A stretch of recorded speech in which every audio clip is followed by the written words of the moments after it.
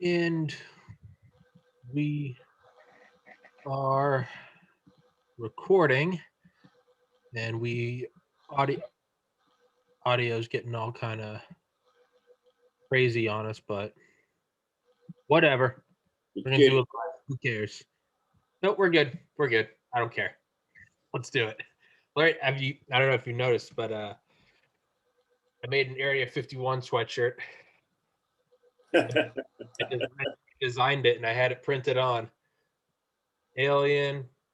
The pocket is the 1947 newspaper from Roswell, and on the cuffs. Did you go out there to get it, or did you order it? Oh, I designed it. You designed it. Yeah, I taught myself graphic design over like 3 years, and I designed this like a year ago. Finished it up this year, and I just kind of had it sitting on my computer for a while, and then I got some latent inspiration and decided to. There's got Bob Lazar on it. Yeah, hold on. Oh, damn. Yeah. Well, you're very talented. Thank you, sir. It's I You got a got bunch. Bob on the back of it. Yeah, yeah. Oh, Bob. Yeah, Bob Lazar. And then on the front, I got the grays, and yeah, got the area. I scanned the area. I got a high resolution scan of the Roswell newspaper, and that's the That came pocket. out good. Yeah, so you can actually read the article on the just as it was in 1947. But You didn't put the piece of the telegram or whatever it was that Blanchard was holding in his hand what was that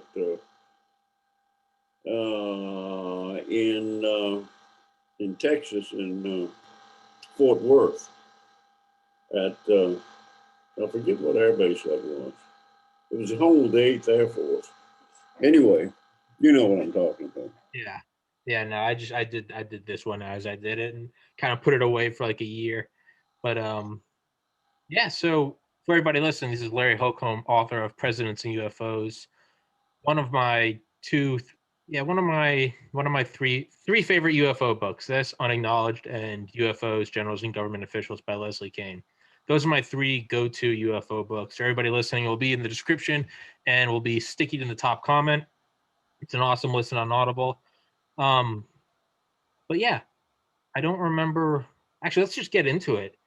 So you sent me the link last week of former head of Israeli space program Oh saying, yeah. Well, yeah, that's good. I thought it'd be good to discuss some yeah, current events. yeah, I sent that link to you, didn't yes, sir. I? It's hard to say how to read these things. Whether we're dealing with disinformation or what. Hmm. But there's one thing for sure: things are happening faster and faster and faster. You know, um, in this with this topic. So I don't know. I don't trust anything until it's pretty well proven. Yeah. But that seems pretty responsible, and it was what did I say? It was reported on NBC News, Mhm. and but as usual, none of the other maybe Fox Network has, but none of the other major networks have picked up on. They're still beyond me to understand why and how they can still be treating the subject of UFOs or UAPs or whatever you want to call them now. I like flying saucers myself, but anyway, the they just ignore it. And I was watching. It must have been the History Channel the other day. I was watching the rerun of.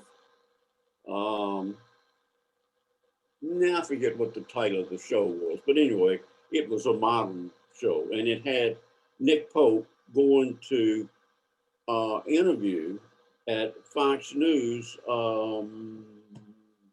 You got to help me here. I can't. I'm terrible with names now. Okay. Tucker Carlson. Tucker Carlson, sure. So he was interviewing Tucker Carlson, and it was a great interview. So Fox News is the only one that's, and Tucker Carlson in particular, are the only ones in major news today that are doing anything to try to dig in at least a little bit into the UFO issue. Now, with the crazy political climate that's been going on, I can imagine that it's very hard for them to talk about UFOs now when you've got all this other crap flying around. Yeah. But that was, if you haven't seen it, it was a History Channel, and I don't know what episode it was, but it had to do with UFOs, current UFO sightings. And so Tucker Carlson is doing a good job on it. Yeah. Anyway, but as far as this Israeli thing, that's really all we know is what this general said. Yeah. And then the piece that you sent me on, well, the first thing was on the this guy that started off saying he was a general, and I can't remember his name. He looks good and he comes across pretty well, but I found out that he was. Yeah. I can pull up his name right now. I know who you're talking about. Yeah, he was a general in the North Carolina militia or something like that. Yeah. It wasn't a general in the army. Yeah, Brigadier General Lovekin, Stephen Lovekin. Yeah. Brigadier General Lovekin entered the military in 1958. 1959, he joined the White House Army Signaling Agency and served under Eisenhower and Kennedy. But I remember I sent that to you. Yeah, you said you did some research, and he's not the most credible.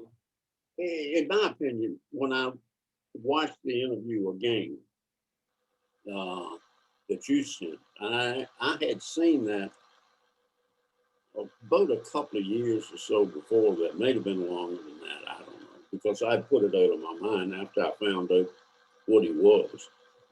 And so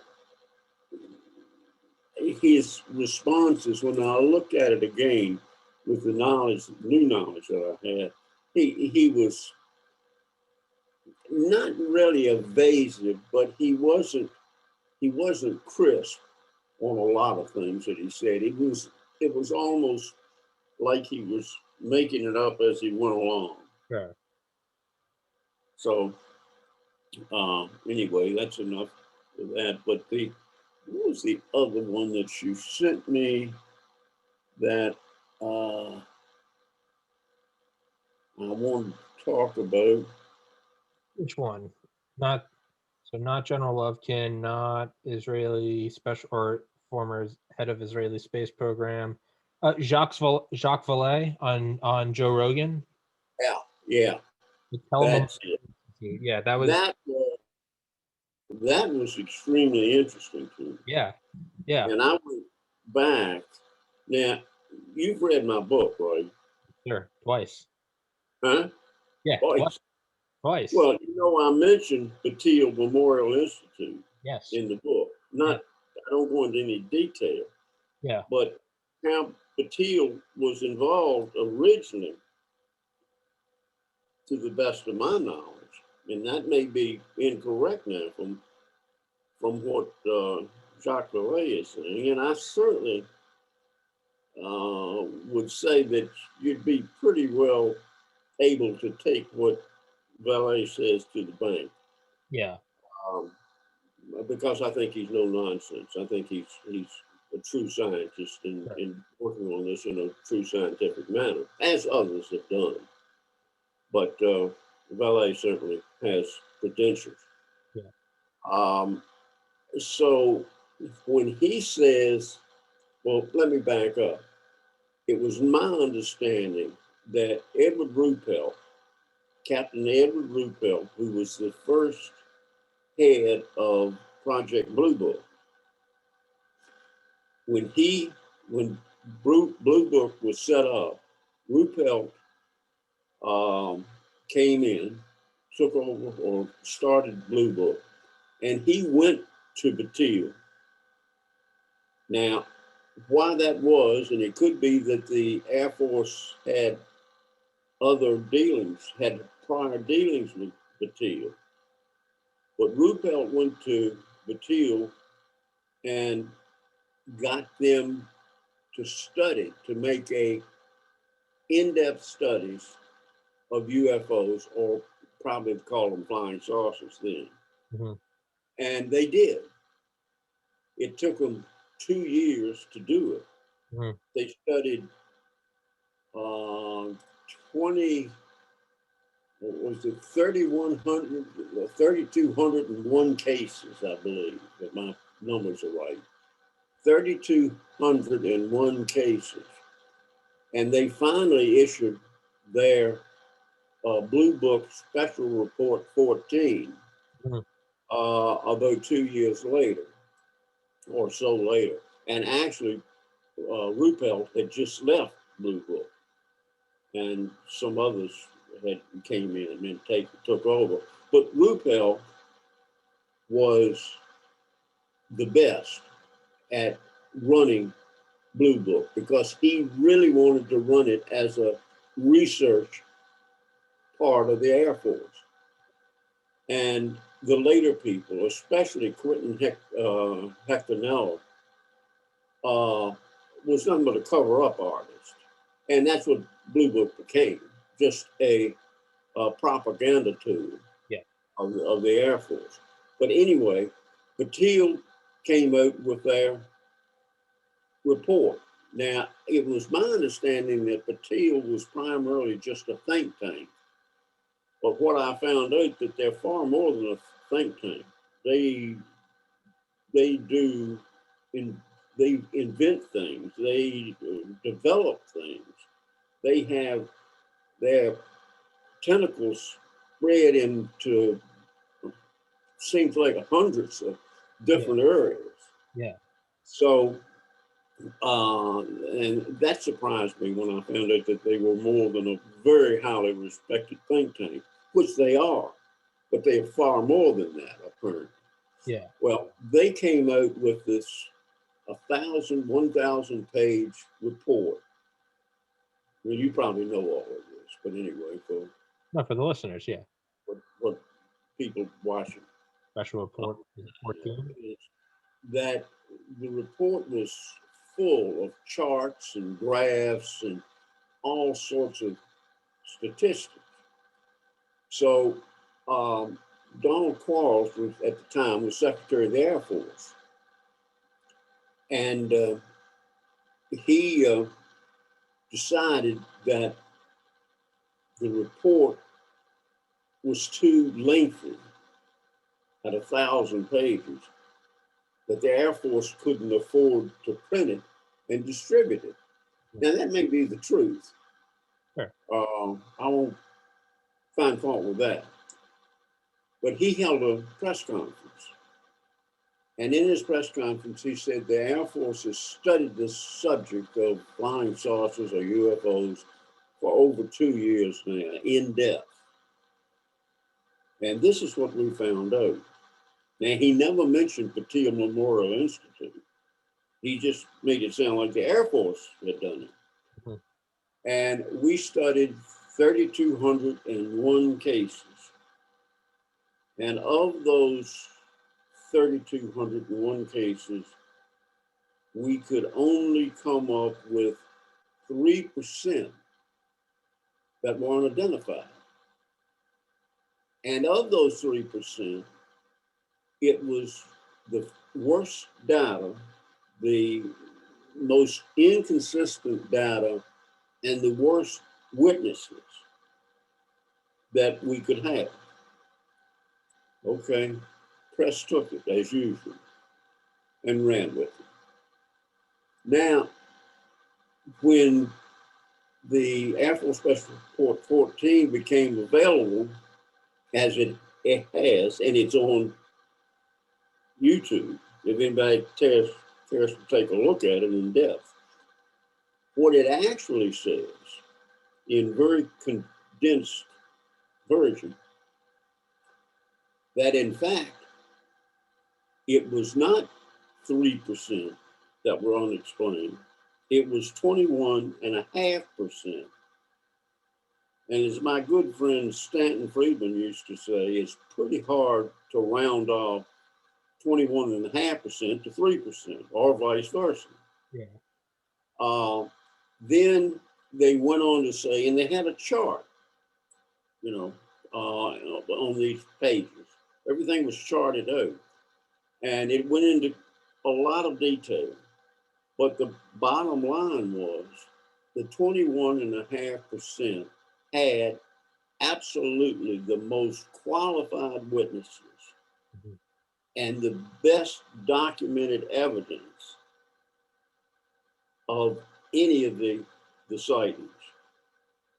In other words, the Air Force did what it always does. They lied. They lied through their teeth. Yeah. So that was Patil Memorial Institute, and that was my first knowledge of it. And of course, I write about that in the book. I don't go into great detail, but I write about it in the book.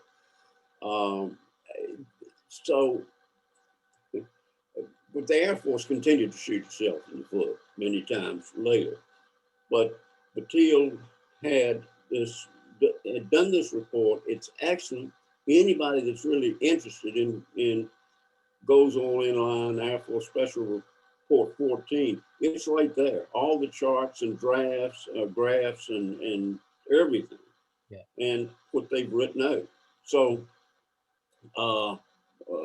then I find out from, and I haven't watched that either. I've listened to it, but I haven't been able to find the video on Joe Rogan's. Oh, it's because he moved to Spotify, and starting on December 1st, his contract stipulated that no new episodes would go up on YouTube. Terrible. You can't watch them on YouTube, but you can't watch the new ones on YouTube. It's shitty. Excuse my French, but it's Where did that come from? the video. Like, where did what come from? The fact that they changed. Well, he got a contract with Spotify for $100 million, $1/10 of $1 billion. He got a contract to come over to Spotify and to exclusively upload his work there. Which, I mean, if you're looking for an excuse, $100 million, that's an awful good excuse. But so he took $100 million contract and went to Spotify. So all of his episodes from the first episode in 2010 up until December 1st of this, or I guess November 30th of this year, were on YouTube. And now new episodes are apparently there's video on Spotify, but I haven't figured that out yet. So I listened to it. But yeah, no, it must be available probably to purchase somewhere. I would think. I don't know. It's I mean, they wouldn't take it off the air and then be done with it. You know, it's they want to make if they want to stop showing the programs, they do it for a reason, and that's for money. Yeah, no. I think there is video. I think Spotify has a video player, but it's not the same as YouTube. I mean, YouTube sucks because it's kind of like a communist digital gulag, but at the same time, like, man, like I've been watching Joe Rogan on YouTube for the last 10 years. You go into the comments, it's it's a whole culture, right? It's a whole community. And hey man, I'm not blaming them. I'd take that contract, 100 million smackaroos. Well, yeah, I would too. And actually, I think he's a good interviewer. He's fantastic. I have one problem with him. He uses his extreme profanity to excess. You know what I'm saying? He uses the F-bomb to the point that it's not necessary. It's distracting. I'm Uh, guilty. I'm guilty of that, and I know. Yeah, well, I've heard you use it a couple of times, but not to excess, not like he does. I mean, he doesn't care who he is on there, women, men, doesn't make any difference to him. He talks the same way. And maybe some people would say, well, to his credit, I yeah, just find it a little to have that drop right in the middle of an important conversation sure, is distracting. sure. But he is a good interviewer. Yeah, I think that's part of the draw to people, though, is that he can have on, you know. Yeah, yeah. Well, he had on. I was watching not long ago. He had on Dale Earnhardt Jr. Oh yeah, Yeah, for the whole show, and he used it repeatedly, but Dale Jr. didn't. Now Dale Jr. can say, you know, uh, with the best of them, and he does on his own program, but I've never heard him use yeah, that phrase. yeah, And so he played pretty straight. yeah. Uh, Somebody else I heard on there was an actress, and she joined right in with it. Yeah. Well, again, I think that's part of the fun because you got to remember, like the show is 10 years old now, so you got to think back to 2010. There was nothing like it. You know, if Yeah, you wanted to see an interview, you had to watch it on CNN or Fox. And then here comes along Joe Rogan, this guy covered in tattoos, smoking pot, swearing, and it's great conversation. And it was such, it's like rock and roll music taking over the world, not long after World War II. It's like you can yeah. watch the evening news, or you have Joe Rogan sitting there with tattoos up and down his arms, a statue of Buddha smoking pot, and he's talking to Bernie Sanders, right? There's definitely a major attraction of that, right? It's I get it. Well, Howard Stern was sort of Sure. Sure. he was in that. That's I true. think he may have been before He was, yeah. Rogan. That's true. Howard Stern was, yeah, he was. But I guess you could say maybe it comes in waves, right? You have Howard Stern, he goes on XM and Sirius. I think podcast kind of took it over, and that like you didn't have to pay for it. It was on YouTube. You could Yeah. so who knows? Maybe now that he's gone to Spotify, maybe it will maybe a new one will rise. Because I after I saw they had on Jacques Vallée, I downloaded the Spotify app and was like, fine, like because I have to listen to this. And it was a terrible experience. There were ads. It kept stopping and starting. There was no comment section. There was no, and I was like, it just, I don't know. Maybe I'm clinging to my old ways, but I don't know. It's kind of destroyed it. I think for a show to truly be great, it's just got to be free and it has to just permeate the internet. When you kind of lock it away into one area, it I kind of, can imagine yeah, Belay set some ground rules. sure, He's, probably, he's he carries enough weight um, yeah, that he probably. I think I read somewhere, heard somewhere that Rogan had been trying to get him on the program for a long time, yeah, and he apparently wouldn't agree to come on, but he finally did.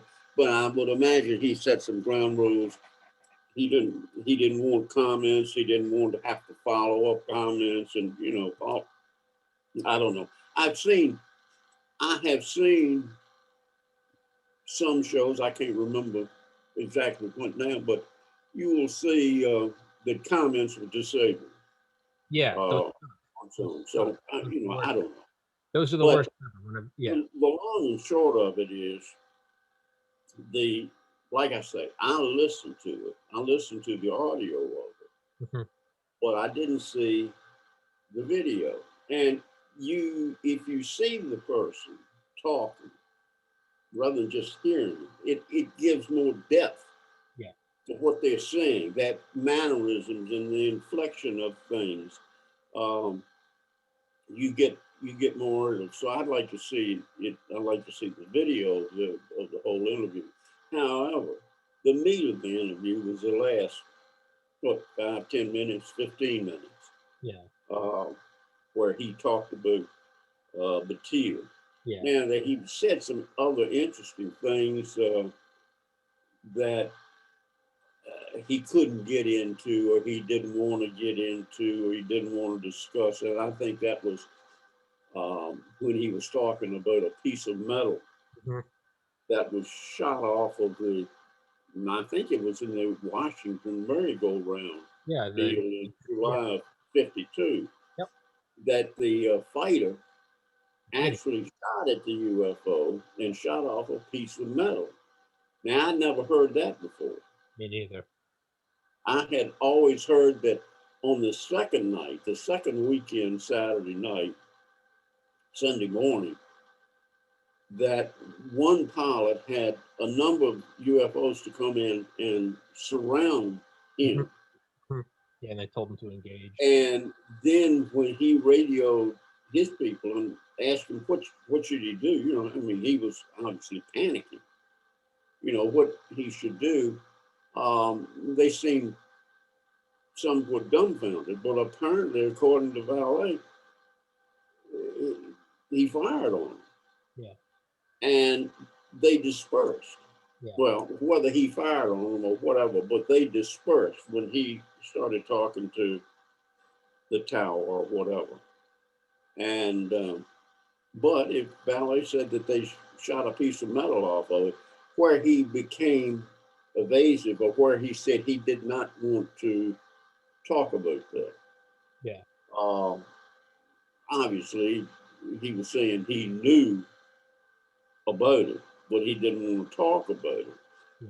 Well, I found that strange because he's not tied in with any high security agreements, or he hasn't signed any disclosure agreements. The only thing that I can figure is that it would hurt his sources that he's established over the Sure. years, Sure. Yeah. and They he gotta move on. doesn't want to damage his uh, group of sources, Yeah. which would make sense to me. Sure. Uh, Yeah. I mean, but I'd like to know uh, more about what he does know. yeah. Uh, Maybe before he dies, he'll write a book and tell all. But Leave a note. you know, we'll see. Yeah. But anyway, I found that very very interesting. Yeah. So you know, we're seeing these things come out faster and faster and faster. And I just feel like we're in uh, an area of something is going to break. It's Now, accelerating. I don't know what this new administration is going to do. Um, I suspect, and I don't want to get into politics, but I suspect the administration is going to do just what it's told to do. Yeah. Trying to get that vibe. Know what I'm saying? Yeah. Get a little bit of that.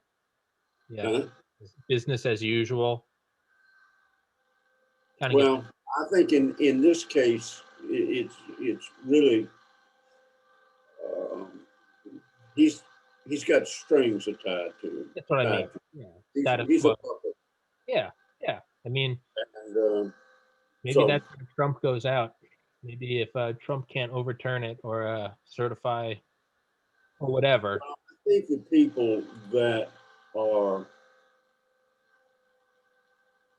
if there is a ruling class, which seems to be more and more probable, Yeah. uh, they don't want to get into that subject. Yeah.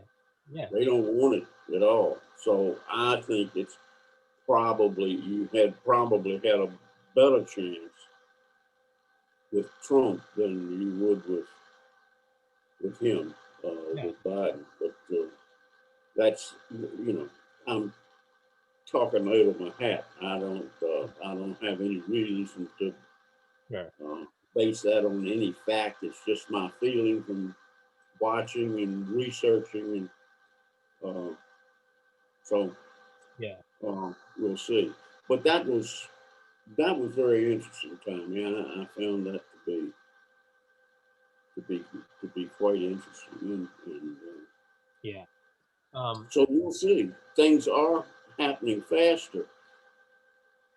The problem really, is that they could be happening faster now, but throughout the history of modern flying saucers slash UFOs, we've seen things that would break, and we thought that there was going to be a big disclosure, and then it was clamped down.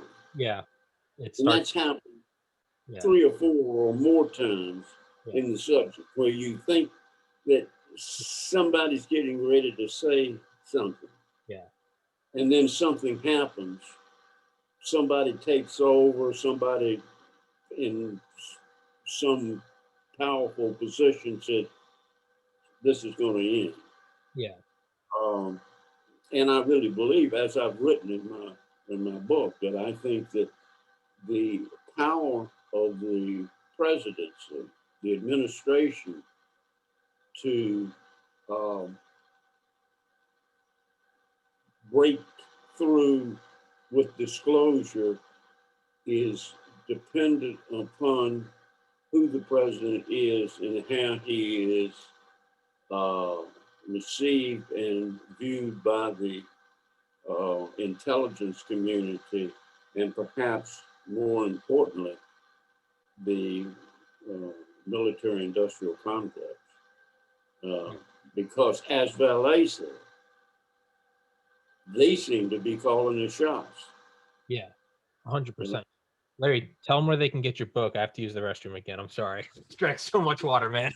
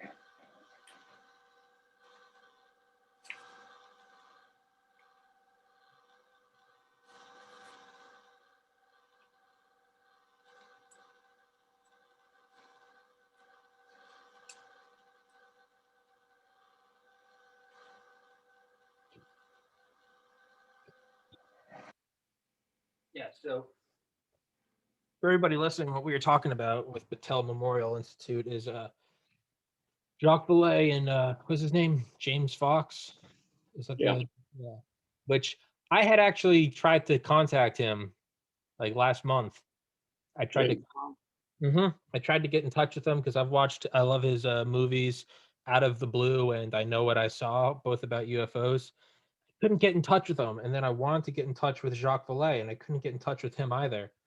And then sure enough, they both show up on Joe Rogan. And I was like, you gotta be kidding me. But point is for everybody listening, what they were talking about was that apparently Battelle Memorial Institute is the sort of um it's sort of like the kingpin of like UFO materials. It's what Bob Lazar talked about with a S4, and he said that he thought EG&G was in charge.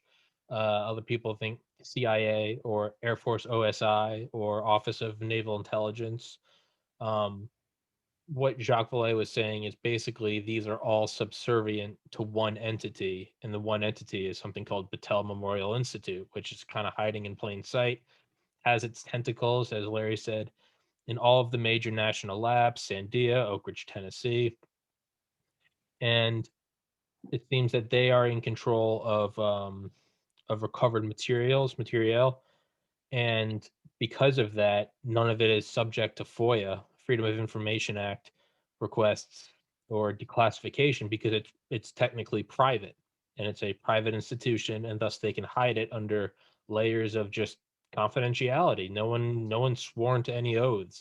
They don't, they don't have to respond to government oversight. It's just a private, which I believe, which is what Larry has hypothesized a lot, is that it's in control of a private contractor or contractors or an overseeing group. But it seems to be like these materials are in the hands of a private contractor, because that's the only way this stuff could stay quiet. And that's what Jacques Vallée said, is that Battelle Memorial Institute has these craft, has these pieces of metal, have these debris, biological samples, whatever. Apparently it's Battelle Memorial Institute, and they've had this, starting in like the 20s and 30s. And he said that he saw a memo, or that I think Hynek saw, James J. Allen Hynek saw a memo, and it was something about, it was a memo to like the director of the CIA, and if I'm recalling it correctly, it was in like it was in a superior tone, basically talking down to the head of the CIA. And the question arose, is like, who the hell talks down to the CIA? Who kicks the CIA around? And what it led to was, oh, it's Battelle Memorial Institute. Like they're above the CIA. Now, how much of this is true? How much of this is wild speculation? As Mr. Holcomb says in his book at the end of every chapter, of course, this is speculation. But for everybody listening that didn't know what we were talking about, so yeah, I kind of agree with it though. I think that's probably what it is. Probably under a private contractor. Well, don't get me wrong. Think I don't think that the way Vallée discussed Battelle is really totally accurate, because it sounded like to me he was saying that Battelle was pulling the strings of all of these companies. And I don't think that's true. I think that Battelle is a very highly qualified entity to work with these contractors as a subcontractor, and perhaps has some authority to tell them what they should do and what they shouldn't do. But I don't think he is like a CEO of all of it.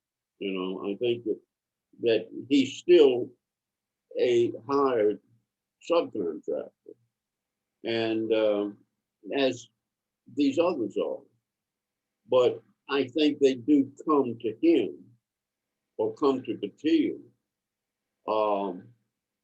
And this is speculation on my part, I admit, but it seems to me to be logical that he's not going to tell Hamilton in Washington State what to do. He's not going to control them. He's not going to control, or I say he, I mean Battelle, is not going to control what Sandia does, what any of the national labs do, or Oak Ridge, for instance. They may, I don't know why I keep saying he, because there was a Battelle that started the company, but the Institute may make highly pointed suggestions, but I think that they can still be overruled. Now, I don't, how much that weighs on the scale, I don't know.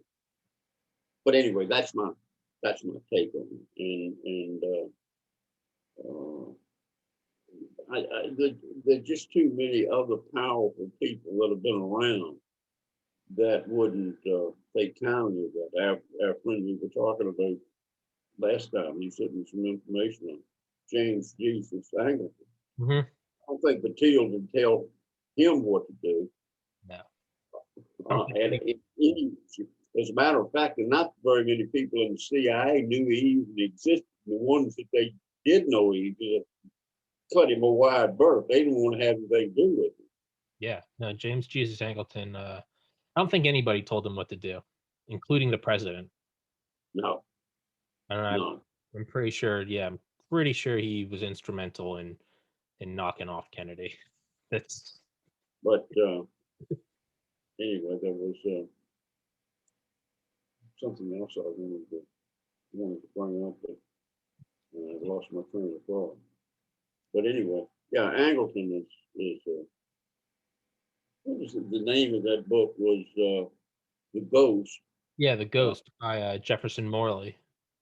Yeah, they Fantastic read. the author is convinced that he was behind Kennedy's assassination. Yeah, And yeah, if the CIA was involved in Kennedy's assassination, it would be at his direction. yeah, Because absolutely. he owned it. Yeah, no, he. There's What nothing. Yeah, my research that had the savvy to actually pull it off yeah, and direct it. yeah, He was brilliant and he was nuts. yeah, yeah, You know, I mean, he was director of counterintelligence for the CIA for years and years under Allen Dulles, under I don't know, a number of directors, hmm and he had direct access into their office. yeah. Oh yeah, And no, he had he and what the hell is his name? Hoover. Who was the J. Edgar Hoover? Yeah, I don't know. I just completely blanked. FBI, director of FBI, Yeah, yeah, not CIA. yeah, yeah. Well, what I was gonna say is, James Jesus Angleton was buddy with J. Edgar Hoover, and they kind of he was Hoover would basically kind of give him the keys to the kingdom, and it was that way he could do all of his domestic stuff, and technically it would be. I mean, it was all shadowy and it was all sketchy, but I mean, James Jesus Angleton was asked by someone later on, did this was Jack JFK was the hit on Jack an agency job? Okay, or other saying in other words, was the JFK assassination carried out by the Central Intelligence Agency? And Angleton, instead of saying no, said the CIA is a big mansion, and I don't know all the rooms. Like, what kind of answer is that? Just Yeah. say no. Just say no. Be like, no. Yeah. What kind of answer is that? Well, we've had a lot of presidents recently that could have said no And they didn't. and didn't. They all had some sort of weird, sketchy, if I knew, or that's not what they instruct us, or it seems like that none of them just flat out say no. They all dance around it in this weird. The fact that they don't just say no immediately, any other answer to me says yes. There was a great comment by former Donald Rumsfeld when a caller, he was on a radio show, and a caller called in and asked, was it true that he attended a meeting on the subject of UFOs? And he said, I can't recall right offhand, but if I had been, it would have been top secret and I couldn't talk about it. I mean, yeah, the answer is not no, right? It's or And how about George? The funniest one was George W. Bush, I think, on after he left office on, I don't know, I can't remember these talk shows. I can't remember W doing an interview. Yeah, I never acted. What did W say about? Are you talking about W? Yeah, he was on, what was the talk show host guy? And he tried to pin a lot of presidents down. He had Clinton on his show. He tried to pin him down on UFOs. Conan? Huh? Conan? On Brian, it was Letterman? No, it wasn't Letterman. It's Kimmel? after Letterman. Maybe it was Kimmel. Jimmy Kimmel. Was he the guy that had the city and mountains in the background of the set? Or They're all the yeah, same. Jimmy Kimmel, but I'm not. They're I'm all not sure. not But important. anyway, would Kimmel have had George W. Bush on? But anyway, so he got into talking to W about UFOs, and W just sort of was laughing it off, and he said, "Well, Mr. President, if and I can't recall the exact words, but if um, were you briefed at all on UFOs?" And he said, "I can't talk about that." And sort of grinned at him. Yeah. I can't talk about that. And then he goes on to say, which he didn't have to. He said, as a matter of fact, both of my daughters, or my daughter, both of my daughters Mhm. have asked me about that. And he said, Kimmel said, what did you tell him? He said, I didn't tell him anything. So, and this is kind of a light subject, like, you Sure. know, they kind of handle it in a light way. Sure. And then Kimmel went on to say, well, would you tell me if, and I forget exactly what the question was that he asked me, would you tell me if I were to ask you about something or something like that? And Bush looked at him and he said, I'm not telling you nothing. Yeah. And the audience just kind of exploded in laughter. Yeah.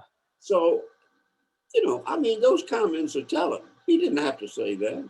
All he had to say was, I don't know. But he Yeah. didn't say that. I mean, what I took from it, he did know. Yeah. Yeah. I'm kind of in. I kind of think that presidents are read in to a certain extent, but I don't think they have control over it. I don't think they're kept in the dark. I think it's probably like a limited hangout. When that's an intelligence term for when you disclose a little bit of something, but make it look like you disclosed everything. So like if I have 10 secrets, I'll tell you 3 of them and you go, okay, Tommy just told us the secrets, but I told you 3 so that you'd stop looking around for the other 7. I think that presidents are probably let in on like a limited hangout basis. It's I think it depends on the president sure. and, Yeah. and their standing with the CIA or with the intelligence community. Not just the CIA, but the intelligence community in general, and how they view each president and how much they'll tell them. Yeah. You know, Jimmy Carter divulged some classified information, and I forget exactly what it was, but there was a big stink over it. And Oh so yeah. obviously, Yeah. Was it about the F-117? maybe it was a stealth aircraft, Yeah, I think it was the F-117 Nighthawk. uh, but that was a pretty big stink over that. So obviously, the intelligence community would not be real happy for him to have any in-depth information. Yeah. On the other hand, they may have briefed Ronald Reagan in some detail. Yeah. Well, Reagan seems like he probably played ball, right? Reagan was giving out record defense contracts to the $1 trillion buildup, or I think $5 trillion buildup over like 8 years. I think they liked Reagan. I think Reagan was probably buddy buddy with him. And Reagan had 2 sightings, you know, Yeah. and, huh? Yeah. From his Yeah, plane. Yeah. yeah. Well, the one he said was on the ground Oh that yeah. he saw was Yeah. on Yeah. the ground. And he was late. He and Nancy were late for a cocktail Oh, party. yeah. Yeah. When it came out and it said get, yeah, And he interested when he got there, and Shirley Wayne was there. Of course, she's, you know, as she thinks about it, and Lucille Ball, she was asking him about it, and Steve Allen, you know, and Steve Allen pretty much was a pretty much straight shooter. He was there, and he wanted to talk to Reagan about it. So anyway, yeah, I don't know, but so how much they presidents know, I think is, I think Nixon knew a lot. I think he was well in the loop because keep in mind he was vice president for 8 years Yeah. under Eisenhower, Yeah. who was deeply involved in it. Yeah. So, but anyway, I wanted, you know, I sent you a text. Yeah. Yeah. On Yeah. I could never find that. if you had any knowledge of that event that I was trying to recall, maybe some of your listeners will. I'll read it out. It's no, because I couldn't find anything, but I will read it out for the listeners. Maybe if anyone can help us. Let me find the text. Not that one. It is. Here it is. I've been trying to find it. So for anybody listening, if you can help us with this, please do drop a link in the comments or drop a comment below. I've been trying to find info on a Great Lakes UFO incident I heard some years back. It's not the famous Kinross AFB incident over Lake Michigan. This incident involved a military pilot and navigator sent up to investigate a UFO on radar. Just as the jet broke ground, a problem caused both to eject. As I recall, the navigator was killed, but the pilot survived. Again, as I recall, there was a large body of water just beyond a plowed field near the end of the runway. Investigators found the canopy on the runway, but no jet. The farmer who was outside said he never saw, said he saw and heard nothing, no explosion or crash. Okay, sorry, so you didn't hear anything. The water was searched to nothing, no debris or petroleum slick or anything. And yeah, so no, I couldn't find anything on that case. But if anyone, I don't know. I don't know where exactly it was. It was on a body of water right off the Great Lakes. You know, a cove or something like that. And if they found the canopy on the runway where they ejected the pilot and engineer or navigator ejected. So the canopy was on the runway. There was a farmer that was working in his field, and he had something to say, and that's what I wanted. I can't remember the story, but it's a very interesting story. That the plane was just breaking ground, and they ejected. So obviously the plane had to crash. Yeah. Had nobody flying. Yeah. It had to go across a field and into the water, but there was no trace on the water of any jet fuel, any oils of any type, any residue, nothing. Everything was pristine, and the jet was never found. So I'd like to. I know that I read about it. I don't know what book it may have been in, whether it was in Above Top Secret. I really need to go back and look through that again. One of the highly recommended books that not many people know about is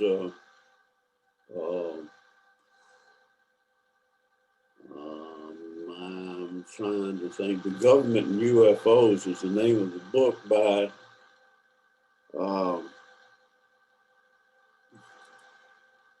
shoot. Leslie Kane. Hmm?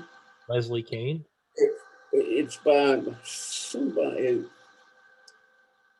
Swords. Was it Michael Swords? Swords and I don't know. I'll think of it in a minute. I know I've got it here somewhere because I don't see it right. Wait a minute, hold on. Look for it. I'm trying to think of episodes, not episodes, of UFO incidents where they never found anything. I think a big one is oh, you got it? Here it is. UFOs in the government, a historical inquiry by was it Michael and Robert Powell, Michael something and Robert Powell. It's Michael Swords and Robert Powell, and then a bunch of a number of foreign scientists. Mm-hmm. Michael Swords, I think Swords and Powell both are PhDs. Now, it's a big book. Yeah. And it's not cheap. I forget what I paid for it when I got it, but it was like $35 or something. But it is one of the best research books that doesn't go into any speculation whatsoever. It only goes into facts of each case and identifies the government's mishandling of those cases. Mm-hmm. It's a hell of a read. I mean, it took me some time to get through it, but I used it. This in writing my book. That was one of my Bibles. Mm-hmm. It's well done, and it does examine the actual facts behind many of the well-known cases, and that may be where I found it. Mm-hmm. I need to go back, but that book's like 1,200 pages or something, and it's hard to find if you don't know names. Yeah. To put to it. But that's I'd like to find out more about that case because it's especially today when we are getting so much more information on abductions and missing aircraft and uh, that seem to disappear. And a lot of that's coming out into the open now. So anyway, what's your thoughts? Yeah, I don't know. I'm thinking about missing aircraft. Wasn't there that one case in the Gulf of Mexico? Valentage, that was his name. The pilot, an amateur pilot. Yeah. That was in the 70s, I think. Australia. Oh, Australia. Why did I? Not Australia, but what's his sister island? New Zealand? Not New Zealand. I know what you're talking about. It's not. Yeah, it's. Yeah. It's in that part of it was in that part of the world. Yeah.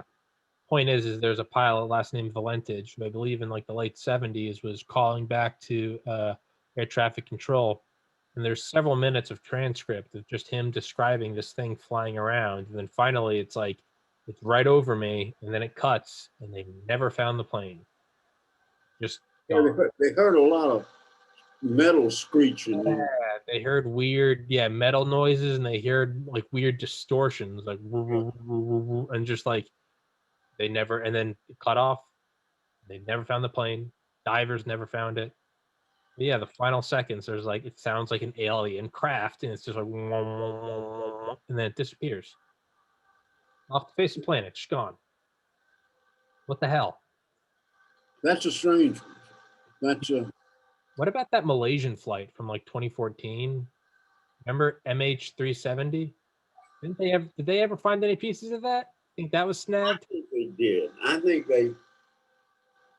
think they found like a an elevator or a flap off the wing or something that had a serial number on it that identified it as part of that plane. Now, but I could be wrong. I heard that it washed up on the beach, and I don't know why a bigger issue hasn't been made of that. Yeah. Um, I think I know what you're talking about. Yeah. It was like several continents over, but something washed up somewhere. It got caught in an ocean current and it just popped up somewhere else. yeah, the event you mentioned in the Great Lakes. Um, that was a Scorpion jet that was sent up to investigate a UFO. And I can't recall the details of that, except they lost contact with the pilot who had the thing in sight. Mm-hmm. And at some point they lost contact with the pilot. And that's well documented. Mm-hmm. It's well documented. I just can't remember the particular details of that because I didn't put it into my book because it didn't really relate to back to presidents. Mm-hmm. But, or I'm sure it did, but I couldn't find any connection. But that plane vanished. Yeah. It was never found. Yeah. And, you know, aircraft just don't crash into the sea. Yeah. Even though it's Great Lakes can be rougher than the ocean, and in some places deeper than some places in the ocean. Without leaving a trace, without leaving oil slicks or some residue that will, I mean, if a plane crashes, a jet crashes into the ocean at speed, it's like hitting a brick wall. Yeah. No, it rips apart. Tear the plane all to pieces. Yeah. It's not like you see in the movies that the plane dives down, goes underwater, and settles down on the bottom. Yeah. It's that doesn't happen. Yeah. So they couldn't find any traces of that plane. So there's two instances we're talking about where you had aircraft that went missing, legitimately went missing without any trace whatsoever. And there are others. I don't know, man. It gets a little creepy. Well, yeah. Um, of course, at one time we had the pilots were told to shoot them down, Yeah, that's true. you know, but they got over that pretty quickly after they lost a number of aircraft and pilots. Yeah. Yeah. I've always wanted to know. I would love to hear about like a whistleblower or something. I bet that somewhere there is a bunch of photos, satellite photos of UFOs. That's what I want to know. Is like I want to see because I mean, if we're capturing these cities, someone somewhere, some spy satellite over the last 6 decades, one of them's got to have just snapped a perfectly crisp photo, right? Because I mean, you can when you look at satellite photos from like the '60s, you can see like passenger airliners and stuff, and they're just right there, crisp as day. Someone's got to have somewhere. Someone's got to have some perfect picture of right like the Phoenix Lights or something, which is weird because the spy satellite did go offline during the Phoenix Lights in March. Was it March 13th, 1997? Someone somewhere has satellite photos of, and that's one thing I always think about. Is like you never hear about those in conspiracies or something. Satellite photos, but there's got to be a satellite photo. I don't think there's any question about it, but you're not going to get them. Yeah, where the hell are you going to get? There's a number of them. Yeah,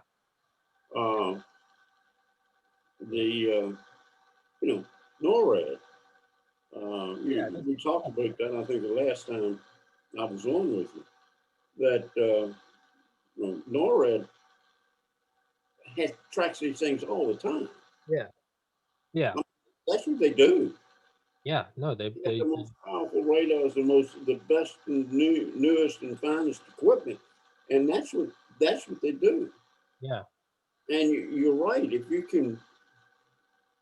can identify somebody walking down the street from a satellite, yeah, uh, you could certainly take a picture of a UFO as long as whoever they are, allowed us to do such.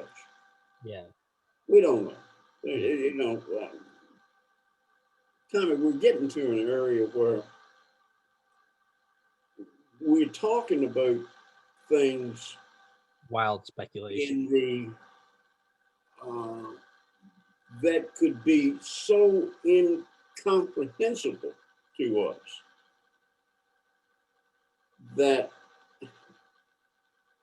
whomever these other people are, if they are, if they're only 10,000 years ahead of us, not to say a million years, uh, that what they can do and how they operate, for lack of a better word, could be just beyond our understanding and comprehension.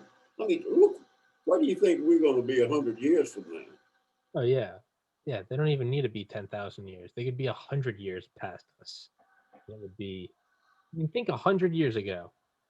Think about sending an F-22 or an F-35 back to 1920. I mean, I mean, Babe Ruth had been traded from the Red Sox 2 years prior. Imagine you send a B-2 bomber over some town. They're gonna drop to their knees and praise it. It's but if you're 10,000 or what Arthur C. Clarke, any sufficiently advanced technology is indistinguishable from magic. I mean, yeah. Yeah, I mean, yeah, it could just be, we might be looking at the wrong thing. We might be looking for craft, but it's not even craft. Like it might be something else. Like craft might be like the on the lower end of technologically advanced aliens. Like true advanced aliens, it would just be like their consciousness. Like you wouldn't even know they're here. It would be an awareness, some ethereal, like quantum looping, just be here and then it would disappear and there'd be no physical trace. I mean, it could be made of dark matter or dark energy. I mean, it could be. It could be so advanced that it could be sitting in the room with me and I wouldn't know. Like that. Like that's a possibility. Like look at us compared to llamas. Like it might be that, right? yeah. I don't know. I have some theories, but they're by no way proven at all. Well, first of all, I believe without question that we're not dealing with one entity Hmm. uh, or race, if you will, but a number of them at different levels of advancement. As an example, I think that the aircraft, the film of the Tic Tac and the other, what do they call that? Not the Gimbal. rotator, but the Gimbal. gimbal, the gimbal, and the fast Gokul. flyer. Yeah. Gokul. Those three films. Um, I think they are probably of a very, very advanced, many years advanced uh, race of beings. On the other hand, there's no question in my mind that the Sirocco, New Mexico event, um, was not an extraterrestrial event. But my guess is that they were far less advanced Hmm. than these others. Hmm. They were they were probably primitive in comparison to these others, Sure. far more advanced than we are. But maybe they had just learned space travel and were only 500 years more advanced than we are. Yeah. You see, and, Yeah. and the reason I say that is because that craft didn't operate like some of these other craft do, which operate silently, do maneuvers from here in the blink of an eye to out of sight. Where the Sirocco vehicle, whatever, actually had flame coming out of it, Yeah. and It had fire coming out of the bottom. it came up and it turned some rocks or sand to glass and all that before it took off at a rapid speed, I think. So that indicates to me that there were two distinct levels of advancement, Mm-hmm. one far more advanced than the other. And there are probably numerous others out there somewhere that are not coming here to look around, but are at various levels of development. Yeah. So for what that's worth. Yeah. Yeah. I don't know. Larry, my mom's calling me for dinner, so let's wrap this one up. And I'm gonna email you or text you. Let's do another one, and I want to talk about the Eisenhower UFO meetings. Yeah, that'd be fine. Just let me know, and when are you going to bring Bethany on here?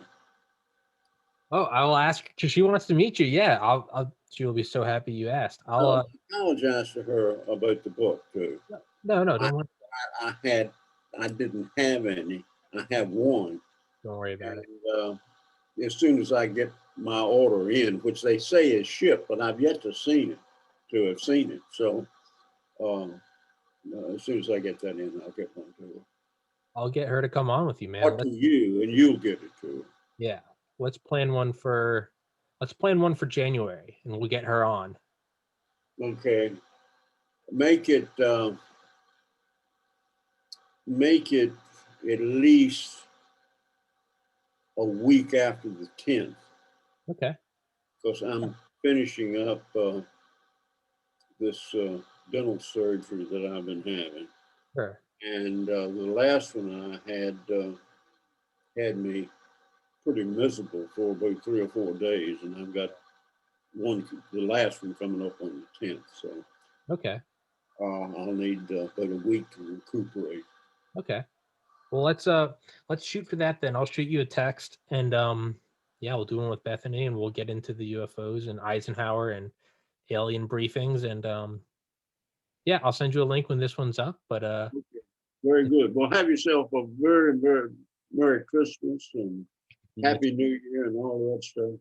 You beat me to it. I was gonna say I won't see you, so a very Merry Christmas and Happy New Year's. But you stole my thunder, Larry. But same to you, sir. And maybe 2020 ends with a mass UFO sighting. That's what I'm holding out for. Okay.